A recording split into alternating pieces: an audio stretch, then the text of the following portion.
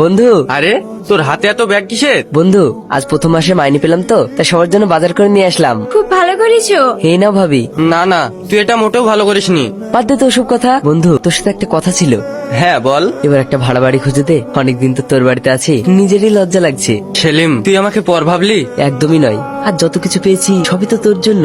আমাকে খারাপ ভাবিস না, একটা কিছু ব্যবস্থা করে দে। ঠিক আছে, ব্যবস্থা করে দেবো। যা হাত মুখ ধুয়ে খেয়ে নে। এই কারা তোমরা? বিনা পারমিশনে আমার কেবিনে ঢুকে পড়ছো? আমরা সাহেব দাদার লোক। কি চাই? কেন দাদা ফোন করেনি? আমাদের কমিশনের 5 লাখ টাকাটা।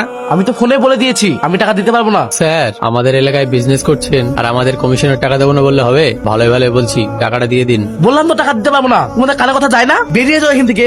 আপনি আমাদেরকে এভাবে অপমান করছেন, কথাটা যদি দাদার কানে যায় তাহলে কিন্তু খুব খারাপ হবে। এই স্যার কি বললো শুনতে পেলে না? যাও এখান থেকে। এই তুই কে রে শালা?